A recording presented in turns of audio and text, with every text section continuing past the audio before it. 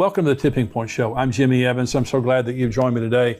I have a teaching today called War Drums in Israel, and I want to talk to you about the news that's going on right now and what the Bible says about two wars that are about to happen in Israel. There are major wars that are prophesied, and what we have in the news today is telling us these wars are about to happen very soon. Before I get into that, let me just remind you on September the 17th, here in the Dallas-Fort Worth area, Grapevine, Texas, 5 minutes from DFW Airport, we have a Bible Prophecy Conference happening from 9 a.m. to 5:30 p.m. September 17th at Fellowship Church, Pastor Ed Young, our dear friend there, all day long. And we have great speakers, great content all day long to encourage you, to let you know what's going on here in the end times. Just a very special format there of just really getting all day information and encouragement related to Bible prophecy. I'll be speaking twice that day. I'll also be speaking the next morning at Fellowship Church on Bible prophecy. So if you attend the conference and you're able to stay over, you can hear me again on Sunday morning. We also have Pastor Billy Crone, who's a regular guest here on the program. We have Greg Laurie, who is a contributor to endtimes.com. He's written many books on the end times, terrific speaker, terrific content. We have Dr. Mark Hitchcock. He's written over 30 books on the end times. He is a contributor here to endtimes.com. He'll be speaking that day, along with Pastor Ed Young, who is a terrific speaker, great pastor, great speaker, and Rabbi Jonathan Cahn, who is a dear friend of mine, who I believe is the most gifted prophet of our time. His books are bestsellers. He has revelation that is off the charts, incredible and accurate. And so he'll be there bringing a special message. And so it's $99 a person to attend. It's $49 for the live stream, but we want to give you a 20% discount. We know we have a lot of subscribers to YouTube on our YouTube channel. If you haven't subscribed, hit that button and subscribe right now. We want to give you a 20% discount. So you get 20% off of the 99, 20% off of the 49. We would love to have you be there in person. If you can't, we would love to have you live streaming in. So you can go on conference.endtimes.com right now. Enter into your promo code there. You'll get 20% off. Conference.endtimes.com. The information is right there on your screen. Sign up. We have a lot of people already signed up. So we want you to sign up right now. You can use your discount, by the way, to bring family, friends, neighbors, bring a busload from your church. You can all use your discount code there. So we're going to have a lot going on that day. We would love to have you be a part of that. Let me remind you also of the book that we have, Where Are the Missing People? This is a book that you leave on your coffee table, dining room table, car, office, apartment, dorm room for people who are left behind in the rapture. The number one question that's going to be asked after the rapture is, where are the missing people? And this book is going to be there answering it, leading people to Christ and letting them know what's about to happen and how to prepare for it. And if you go on Amazon, we have hundreds of 5-star reviews of this book, and you can see those reviews there. But a lot of people are reading it right now, giving it to loved ones, and they're getting saved. Their lives are being changed. And so it's not just for later. Many people are reading it right now and it's changing their lives. So where are the missing people? You can go on Amazon. You can also go to missingpeoplebook.com. And if you're buying more than one copy, we give you some great discounts there for missing people. So let me get into this teaching today on war drums in Israel. We live in a very, very serious time. And I know that all of us feel the oppression of what's going on in the world right now. And not just related to Israel, but just economically, the pandemic, the evil and wickedness in the world, China, Russia, the war in Ukraine, all the things that are happening. It is oppressive. I mean, this is something I've never experienced before. And I'm 68 years old. I've never experienced anything like this, what's going on in the world right now. I never thought I would live to see what's going on in the world right now. But it's happening, and it's a fulfillment of Bible prophecy. And according to Bible prophecy, there are two major wars that are about to happen in Israel. And I think they'll happen very, very soon, especially the first one. And one of the wars is the Gog and Magog war that you may have heard me talk about already, but I'm going to talk about it here in just a minute. But I want to read you some articles about what's happening in Israel right now. And I believe that we're right on the brink of the Gog and Magog war breaking out. Could be in the next few weeks or few months. I really believe that. But also the Battle of Armageddon. Let me talk about Armageddon first, because what's happening right now in the news is also pushing us very close to Armageddon. Now, this is Joel chapter 3. This is God in the first person talking about the Battle of Armageddon. He says, "Behold, in those days and at that time, when I bring back the captives of Judah and Jerusalem, I will also gather all nations and bring them down to the valley of Jehoshaphat, and I will enter into judgment with them there on account of my people, my heritage Israel, whom they've scattered among the nations, they have also divided up my land. So now remember, when Israel was scattered the first time, they went to one nation. They went to Babylon. God is talking here about you've scattered them among the nations, and then I'm going to bring them back. Okay, that happened in 1948 when Israel came back from the nations of the world, and he brought them back. And it says, in those days and at that time, when I do this, I'm going to do this.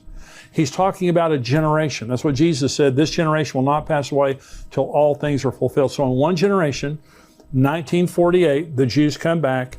There's going to be Armageddon. And he says, I'm bringing the nations into judgment in the valley of Jehoshaphat. The valley of Jehoshaphat is the valley between the Temple Mount and the Mount of Olives. And this is where Jesus' feet touch.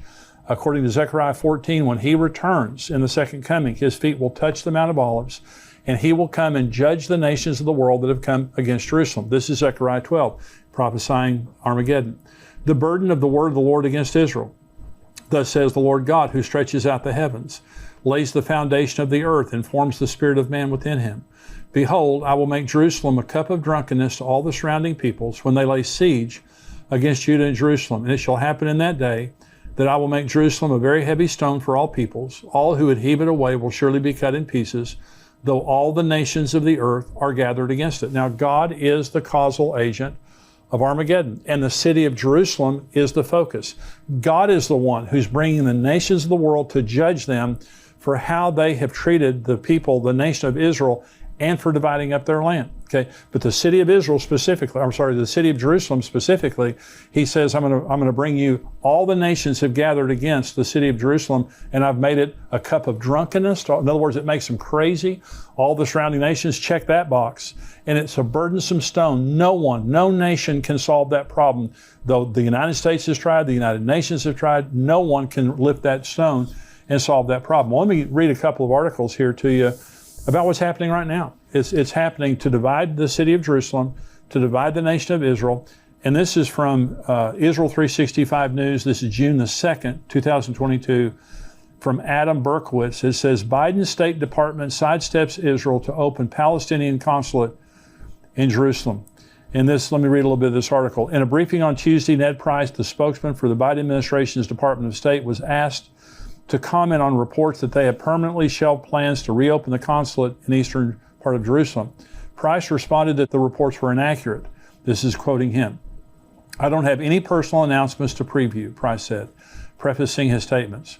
What I can say is that at least part of your question or part of the premise you put forward is not accurate. We remain committed to opening a consulate in Jerusalem. We continue to believe it can be an important way for our country to engage with and provide support to the Palestinian people. We're continuing to discuss this with our Israeli and our Palestinian partners, and we'll continue to consult with members of Congress as well. Meanwhile, at this very moment, we have a dedicated team of colleagues working in Jerusalem and our Palestinian Affairs Office focused on engagement with and outreach to the Palestinians. And this article goes on to talk about how the Biden administration is committed to a two-state solution and going back to pre-1967 boundaries. It means Jerusalem is divided. East Jerusalem goes to the Palestinians, and what they're saying is they're going to open a consulate. They're not talking to the Israelis. They're being extremely rude to the Israelis. They're going to, and disrespectful. They're opening a consulate, which is an embassy, to the Palestinians in East Jerusalem, recognizing East Jerusalem as belonging to the Palestinians and not to the Jews. This is Armageddon. Okay, this is what causes Armageddon. So here is an article, Israel 365 News, June 6th, again from Adam Berkowitz. Here's the title, Jews of Judea, Samaria vow 10 new Jewish settlements during Biden's visit to Israel. And so what they're saying is here that during Biden's visit, rather than honoring what he's saying, see, if the Jews give up East Jerusalem, they lose 2,000 homes for Jews. If they give up Judea and Samaria, is what the United Nations calls the West Bank. The Jews call it Judea Samaria. It's the land just there around Jerusalem, there, bordering what's called the West Bank. They lose 400,000 homes in the West Bank. The pre-1967 boundaries displace almost 10% of the Jewish population in Israel. There's 7 million Jews in Israel. 600,000 would be displaced by this. And what they're saying is when President Biden came over, they're trying to embarrass Naftali Bennett, the prime minister. And they're also trying to get back, and as a sign to President Biden, they're not giving up the West Bank. They're not giving up East Jerusalem. This is Armageddon. Armageddon is about the Jews won't give up Jerusalem. They won't give up East Jerusalem. They're not going to give up the land. They've tried this land for peace nonsense, and they don't get any peace for it. And so they're not going to give it up, but they're going to try to impose the United Nations at some point. This is what causes Armageddon. The nations of the world are going to try to force Israel to give up this land, and they're not going to do it. And so what we're seeing right now by the policies of the Biden administration is furthering Armageddon. It's going to happen, and it's happening right before our very eyes. Let me talk now about the Gog and Magog war. And so God is furious that the nations of the world, the way they're treating Israel, they're trying to divide up the land. But there's also the Gog and Magog war, that also God is the causal agent of the Gog and Magog war. And let me read you now, this is Ezekiel 38. You've probably heard me talk about this before. This is Ezekiel 38.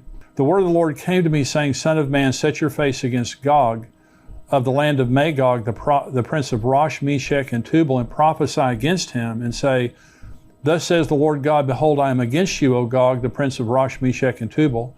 I will turn you around, put hooks in your jaws, and lead you out with all your army, horses and horsemen, all splendidly clothed, the great company with bucklers and shields, all of them handling swords. Persia, Ethiopia, and Libya are with them, all of them with shield and helmet. Gomer and all its troops, the house of Togarmah from the far north and all its troops. Many people are with you. Prepare yourself and be ready, you and all your armies that are gathered about you, and be a guard for them. After many days you will be visited. Listen, in the latter years, that's the last days, you will come into the land of those brought back from the sword and gathered from many people on the mountains of Israel, which had long been desolate. They were brought out of the nations, and now all of them dwell safely. So this is about to happen. So Israel's back in their land. They're very prosperous. They're safe, comparatively. They're still very safe.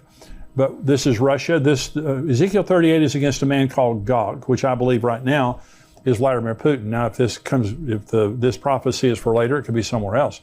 But it says Gog, he's the prince of Rosh, Meshech, and Tubal. Rosh is Russia, Meshech is Moscow, Tubal is Tobolsk. This is right there in Russia. And so this is Persia is Iran. When it says Gomer, Togarmah, that's Turkey. Syria is Syria, Libya is Libya, Ethiopia is what we would call Sudan today. But all these are Muslim nations with the exception of Russia, but they're all militarily aligned with Russia. And Vladimir Putin is the strongman over this entire area of the world there. So this is a regional war that's going to be fought. And so God says, I'm going to put hooks in your jaw and drag you down. The problem that we have right now is Iran. Russia's a problem for sure. Iran is the larger problem for the Israelis because they have a nuclear program, and they have been trying for a long, long period of time to get enough nuclear material for a bomb. And they're there. I mean, they are there, either a day or a week away, or days or weeks away from getting it. But many believe, and I believe, they already have enough nuclear material for a bomb. They need a detonator. They need a missile, which they also have. But they're at the final stages of putting this together. Now, Israel has been conducting for the last month. They just finished a huge, massive drill called Chariots of Fire. And this is practicing bombing Iran and practicing defending all their borders when they get finished bombing Iran. Because they know once they bomb Iran, all heck's going to break loose. And so remember, there's going to be a provocation. God says, I'm going to put hooks in your jaw. I'm going to draw you down to the mountains of Israel. Well, Russia, Iran, Syria, and Turkey are already on the northern border of Israel right now with weapons, ready to attack. And so Israel's bombing in Syria almost every day, Iranian installations there, and Iran is there to build a force, to build a base right on the northern border where they can invade Israel. They're just looking for the opportunity. Well, so this is an article from the Jerusalem Post, and it says, this is June 2nd, Israel sends submarine warships to Red Sea in signal to Iran. It says, in a signal to Iran, an Israeli Navy sent an advanced Dolphin-class submarine and 2 warships for an extensive training excursion into the Red Sea as parts of Chariots of Fire, the Israeli Defense Forces' months-long war simulation that will end this week. And so it talks about, in this article, let me just read you the very end of this article. It says, Chariots of Fire simulated an all-out war on many fronts and was aimed at strengthening the country's defenses and the resilience of its home front, as well as increasing the effectiveness of communication between various corps and commands. The exercise involved nearly every branch of the Israeli Defense Force, including the ground forces, Air Force, Navy, logistics, intelligence, technology, and more. Well, this is a massive drill that took a month that is including every branch of the military. It's bringing them all together, helping them to communicate so they can bomb Iran and so they can protect their nation afterwards. Because in my opinion, this is the hook that once Israel bombs Iran, it provokes Russia. Russia's already provoked, but it provokes Russia, Turkey, Iran, Syria, all these nations, and this could be the fulfillment of that. I mean, by the way, and so let me just read you these other articles and I'll talk about it. This is from Yahoo News, June the 2nd, this year. This could be the next big war that grips the entire world. Now look at that title there. The ongoing war between Israel and Iran across the Middle East came out of the shadows and into the open long ago, but now, on the back of several suspected Israeli attacks inside Iran itself, the deadly contest threatens to escalate, possibly beyond the region. Last week, several quadcopter drones smashed into a suspected Iranian nuclear research and drone facility at Parchin, killing one engineer. Mere days before, 2 assassins on motorbikes shot dead an Iranian military colonel in the heart of Tehran. In February, several drones hit an Iranian unmanned aerial vehicle, UAV, base in the west of the country at Kermanshah. Although never officially taking responsibility, various subtle hints by Israeli officials and media reports have left little doubt as to the provenance of these attacks. Now listen to the rest of this article, because this is very important. This is all part of what the Israeli government, just under a year in power, has come to describe as the Octopus Doctrine, a new and risky expansion of its campaign against Iran's military and nuclear capability, the Octopus Doctrine. If in years past Israel did hit inside Iran, it was done covertly, usually through spies and cyber attacks, and almost always targeted Iranian nuclear scientists and facilities. For almost a decade, too, Israel made no secrets of its campaign of airstrikes, primarily inside Syria, against Iranian allied militias and weapons shipments. But now, Israeli officials openly describe a new defensive strategy, as one termed it in the Daily Beast, aimed at the head of the octopus in Iran, and not just his tentacles across the region in places like Syria, Lebanon, Gaza, and Iraq. One more paragraph here. For many years, the Iranian regime has carried out terrorism against Israel and the region via proxies. But for some reason, the head of the octopus, Iran itself, has enjoyed immunity. Israeli Prime Minister Naftali Bennett said in a speech on Sunday, the era of immunity for the Iranian regime is over. Now, that's some very serious rhetoric. And what they're saying is their doctrine, the Octopus Doctrine, kept saying, cut off the tentacles, hit them in Syria, quadcopter their nuclear facilities, send viruses into their computers, kill their scientists, all those kind of things. Now what they're saying is, no, we're going to chop off the head of the octopus. That's a very different strategy, and it goes along with the chariots of fire. And by the way, the chariots of fire exercise, that looks back to Elijah. Isn't that interesting? That Elijah, I believe, will be one of the 2 witnesses in Israel, and so he could already be in Israel right now, but I just think it's very interesting. This is an article from the Times of Israel from the United Nations, and they're saying Iran not providing credible answers on material at undeclared sites. Well, Iran's been lying to everybody forever, and so they shouldn't be surprised by that, but they have found uranium traces at 3 different facilities that weren't supposed to have uranium, and the Iranians will not give an answer for it. And so they're lying. They've got more uranium than they're saying they have. And so they've just been caught. And this is the Jerusalem Post. One more article here. Iran crossing uranium enrichment threshold cannot be avoided. Okay, this is from the International Atomic Energy Agency. Okay, it cannot be avoided. So, and they're just saying in here that, and they're downplaying it. And they're saying, Iran's going to get nuclear material, but they don't have a detonator, and they don't have it's going to take them a while to build a bomb. Well, North Korea built bombs and had nuclear capability right under our noses. They became a nuclear state under sanctions while the entire world was watching, making much more progress than the world realized. The same thing's happening in Iran right now. Let me just say, I don't know exactly when they're going to get all the material they need, but I'll tell you one group of people that does, and that's the Israelis.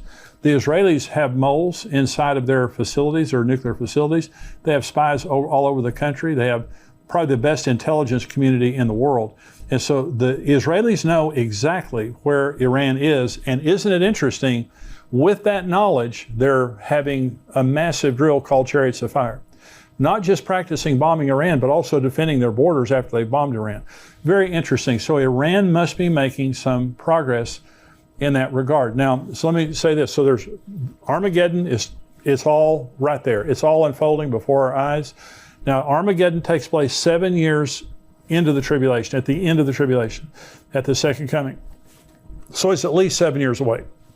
If Rosh Hashanah, if the battle of Gog and Magog happened right now. Now, if you have heard me teach for very long on the end times, you know that I believe that the rapture some year will happen at Rosh Hashanah. Now, Rosh Hashanah this year is from sundown September 25th through sundown September 27th. It's a 2-day feast, okay? So we don't know the day or the hour. And so there are 7 feasts of Israel that are a prophetic grid of the future. Jesus was crucified on Passover, buried on unleavened bread, resurrected during the Feast of First Fruits. Pentecost came. Last weekend was a Pentecost. Pentecost came on the Feast of Pentecost. The next 3 feasts then are the Feast of Trumpets, the Day of Atonement, and the Feast of Tabernacles.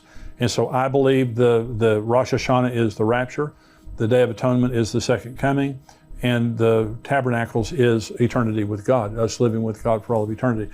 So we have 3 more feasts about to happen. So I believe, and what I've taught is, I believe some year that the Gog and Magog war will happen around the Feast of Trumpets, either right before or right after. Now, my personal opinion is it'll happen just prior to, because I believe it will set up the covenant that the Antichrist makes with Israel. After the Gog and Magog war, there's going to be a tremendous sympathy for Israel when God glorifies himself, when he defeats all those armies and deals with that issue.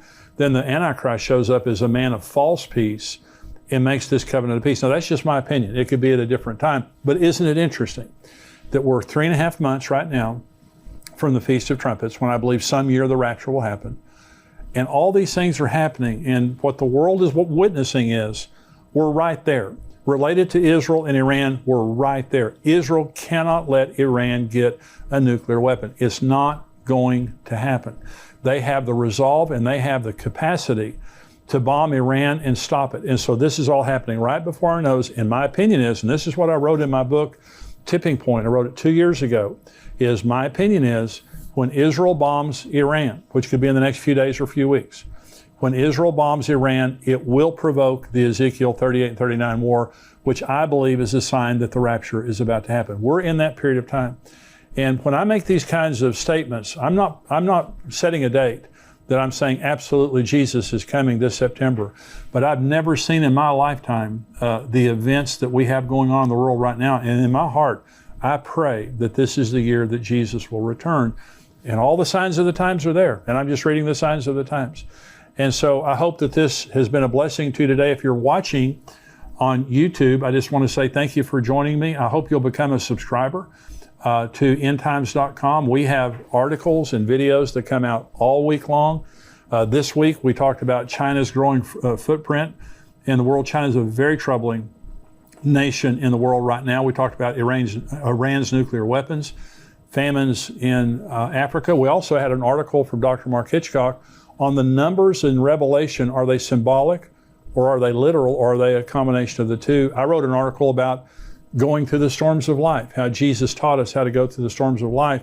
We also had a video that was released today by Dr. Mark Hitchcock that was talking about the World Forum that was just held in Davos, that they're talking about tracking us and tracking our carbon footprint because they're talking about global warming. And he did an article, a video, talking about how that could be used by the Antichrist to ultimately control us. And so we have all kinds of articles and videos, plus we have the full Tipping Point show that only our subscribers get. I want you to become a subscriber to endtimes.com, $7 a month, $77 a year. You get the full Tipping Point show. I'm about to answer questions. In the rest of this podcast, I'm going to answer questions, lots of questions from our subscribers. And I want you to be a part of that. But subscribe, $7 a month, $77 a year. We'd love to have you be a subscriber to endtimes.com. And if you're watching on YouTube, be sure and subscribe to this channel so you know